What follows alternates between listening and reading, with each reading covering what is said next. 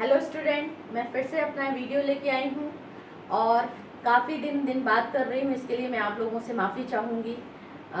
मेरा ये वीडियो उन लोगों के लिए है जो शॉर्ट सेंटेंसेस अपने बच्चों से बोलना चाहते हैं, डेली यूज़ करते हैं और अपनी इंग्लिश को धीरे धीरे इम्प्रूव करना चाहते हैं। उनके लिए ये मैं बना रही हूँ ये वीडियो।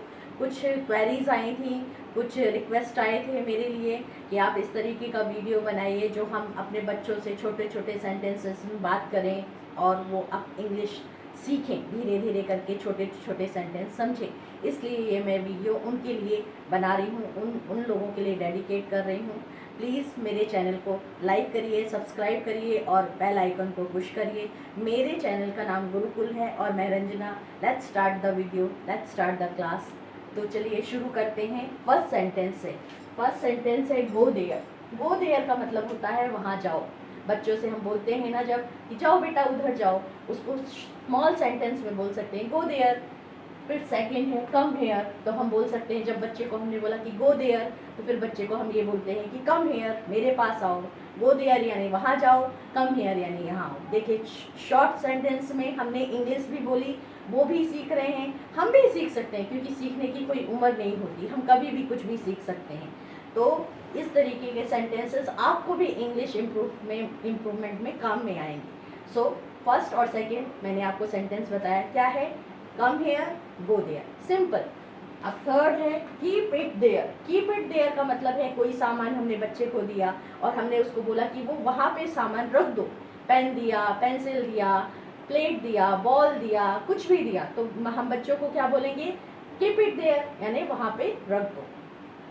इस सेंटेंस को इंग्लिश में कीप इट देयर बोलते हैं, जो हिंदी में बोलते हैं कि ये रख दो, उसको इंग्लिश में बोलते हैं कीप इट देयर। ठीक है बेटा।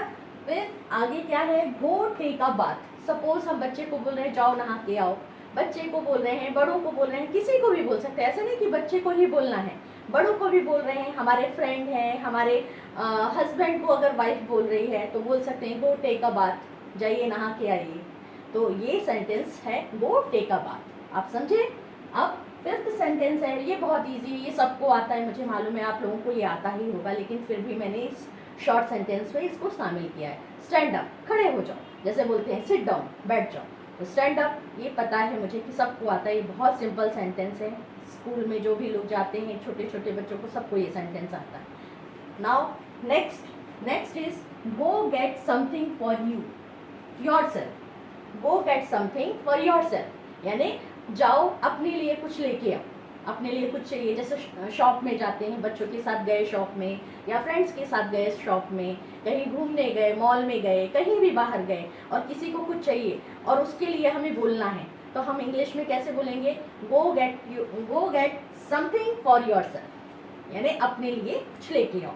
कुछ मतलब उसमें कुछ भी हो सकता है, फ्रूट्स हो सकता है, सब्जी हो सकती है, टॉयज हो सकते हैं, व्हाटएवर, कुछ भी हो सकता है। समझ में आया क्या आप लोगों को? आई होप आपको समझ में आ रहा होगा। स्पीड मेरी बहुत ज़्यादा नहीं होगी, मैं ट्राई कर रही हूँ कि ये वीडियो थोड़ा छोटा बने और पूरे सेंटेंसेस में, जितने सेंटेंसेस मैं ले रही हूँ आज, वो ले सकूँ। Now next is I am here for you. मैं यहाँ पे आपके लिए हूँ।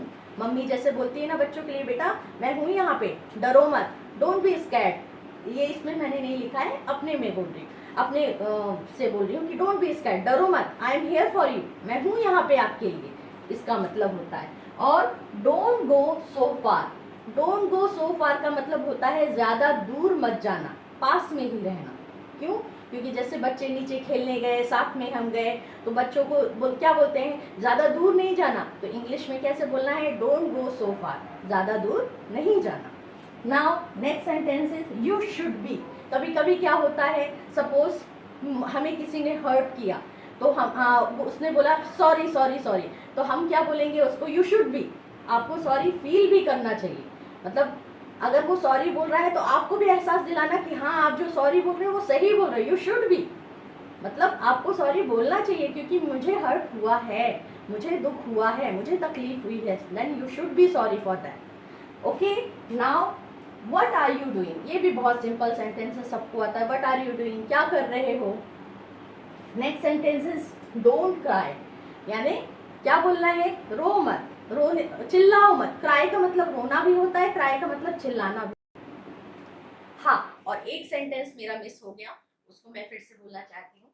Don't be stubborn. स्टबर्न यानी जिद्दी, जिद करना। जिद कर, कोई बच्चे जिद करते हैं, कोई बड़े जिद करते हैं, तो हमें बोलना चाहिए डोंट बी स्टबर्न, यानी जिद मत करो, इतनी जिद अच्छी नहीं है, उसके लिए बोला जिद मत करो, don't be stubborn. Okay. And don't cry, don't cry यानी चिल्लाओ मत, रो मत। इन दोनों का सेम सेंटेंस है, डोंट क्राई। ठीक है, समझ में आ रहा है आप लोगों को? अभी आगे देखिए, डोंट शाउट। डोंट शाउट का मतलब होता है चिल्लाओ मत। कुछ लोग बहुत जोर से चिल्लाते हैं ना, तो उनको प्लीज डोंट शाउट ऐसा भी बोल सकते हैं। डोंट शाउट की जगह प्लीज अगर ऐड कर दिया तो वो प्लीजिंग हो जाएगी, भैया प्लीज कृपा करके शांत हो जाओ, चिल्लाओ मत, डोंट शाउट, ऐसा। अब आगे, is it okay with you, जैसे किसी से हम कोई व्यवहार कर रहे हैं, बात कर रहे हैं, या हमें किसी के साथ कुछ बात शुरू करनी है, तो पहले वो सेंटेंस शुरू करने के पहले हम बोलेंगे is it okay with you, आपको सही है क्या, है ये ठीक लग रहा है क्या, ये सेंटेंस का मतलब है is it okay with you. Now if you don't mind, यानी कि अगर हम किसी को कोई बात कहने जा रहे हैं, शायद वो बात उसको थोड़ी सी बुरी लगने वाली हो, तो शुरू में हमको एक, कहते हैं ना, नॉर्मल लहजे में, या फिर बहुत बी अ पोलाइट यानी विनम्रता के साथ, विनम्रता के साथ हमें बोलना इफ यू डोंट माइंड, ऐसा ऐसा हुआ था तो ऐसा लगा। बात करना शुरू कर रहे हैं हम, और उसको कुछ हम सही करना चाह रहे हैं, कुछ बताना चाह रहे हैं, हो सकता है उस इंसान को बुरा लगे, तो हमें क्या बोलना है, इफ यू डोंट माइंड। शुरू करते टाइम बोलना है इफ यू डोंट माइंड, यानी आपको बुरा ना लगे तो। Now may I give you something, यानी किसी को हमें कुछ देना है, गिफ्ट देना है, या कुछ सरप्राइज देना है, या ऐसे ही कुछ देना है, तो और उससे हमें पूछना है, तो हम क्या पूछेंगे, मे आई गिव यू समथिंग, मैं आपको कुछ दे सकता हूँ क्या, मैं आपको कुछ दे सकती हूँ क्या, ये सेंटेंस यूज करना है। ठीक है, समझ में आ रहा है? आई होप समझ में आ रहा होगा। नहीं समझ में आ रहा है तो मुझे प्लीज कमेंट में लिखिएगा, तो फिर मैं एक और वीडियो बनाऊंगी। अगर नहीं समझ में आ रहा होगा, मैं ट्राई तो कर रही हूँ अपनी तरफ से कि आप लोगों को समझ में आए अच्छे से। नाउ नेक्स्ट सेंटेंस है you know what I mean. You know what I mean यानी कि आप जानते हो मैं क्या कहना चाह रही हूँ, आप जानते हो मैं क्या कहना चाह रहा हूँ, मेरे कहने का मतलब क्या है। You know what I mean बोलना कैसे है, देखिए मैं कैसे बोलूँ, you know what I mean, ऐसा बोलना है कि आप समझ रहे हो मैं क्या बोलना चाह रही हूँ। नेक्स्ट सेंटेंस है I hope you understand.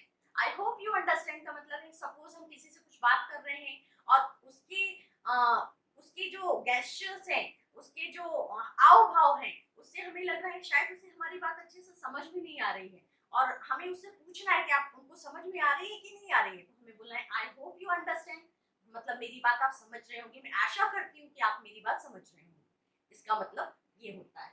Next sentence है मेक योरसेल्फ कंफर्टेबल। हम किसी के यहाँ जाते हैं, या कोई हमारे यहाँ आता है, और वो थोड़ा असहज फील करता है, अच्छे से बैठ नहीं रहा है, थोड़ा शर्मा रहा है, थोड़ा झिझक रहा है, तो उसको हम इंग्लिश में बोलेंगे मेक योरसेल्फ कंफर्टेबल। अच्छे से बैठ जाइए, आराम से बैठिए, आपका ही घर है, सहज हो जाइए, make yourself comfortable. I hope आप लोगों को ये वीडियो अच्छा लगा होगा। शॉर्ट सेंटेंसेस थे, और एक कोशिश थी इंग्लिश बोलने वालों को, जो इंग्लिश सीखना चाहते हैं, अपने बच्चों को सिखाना चाहते हैं, और छोटे छोटे सेंटेंस से शुरू करना चाहते हैं, ये वीडियो उन लोगों के लिए मैं डेडिकेट करती हूँ। थैंक यू, धन्यवाद।